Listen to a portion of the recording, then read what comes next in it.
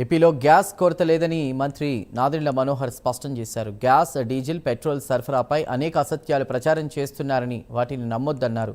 డీలర్లు, అధికారులతో సమావేశం నిర్వహించామని, సరఫరా విషయంలో ఎక్కడా ఇబ్బంది లేదన్నారు. వదంతుల వల్ల 5 లక్షల బుకింగ్లు ఒకేసారి బుక్ అవడంతో ఇబ్బందులు వచ్చాయని కూడా తెలిపారు. 16 ఏజెన్సీల నుంచి డెలివరీ విషయంలో జాప్యం జరుగుతుందని, ఆ ఇబ్బందులు లేకుండా చూడాలని అధికారులను ఆదేశించినట్లు మంత్రి నాదెండ్ల తెలిపారు. డిపార్ట్మెంట్ నుంచి 3 ఆయిల్ కంపెనీస్ ప్రతినిధులతోటి, అదేవిధంగా మన రాష్ట్ర కోఆర్డినేటర్ గారు భాస్కర్ రెడ్డి గారితో కూడా మేము ఈరోజు ఒక మీటింగ్ ఏర్పాటు చేసుకున్నాం. రాష్ట్ర వ్యాప్తంగా మొదటి నుంచి నేను చెప్తూ వస్తున్నది 100%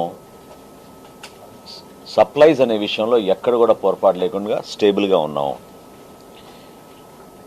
ఎల్పిజి సిలిండర్లు బుకింగ్ మధ్యలో అనవసరంగా కొంచెం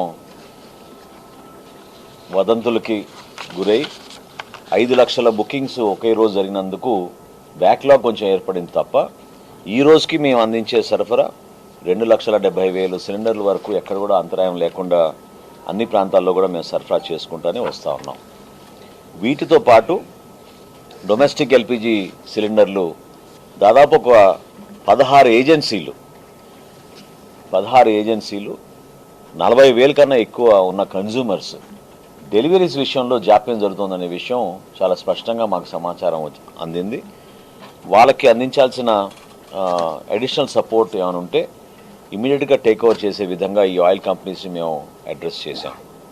ఇప్పుడు వరకు ఎన్ఫోర్స్మెంట్ విషయంలో డొమెస్టిక్ గ్యాస్ సిలిండర్స్ ఎక్కడైతే కొంతమంది బ్లాక్ మార్కెటింగ్ చేస్తున్నారో, హోర్డింగ్ చేస్తున్నారో వాళ్ళపైన 146 గ్యాస్ ఏజెన్సీస్ పైన మేము ఇప్పటి వరకు యాక్షన్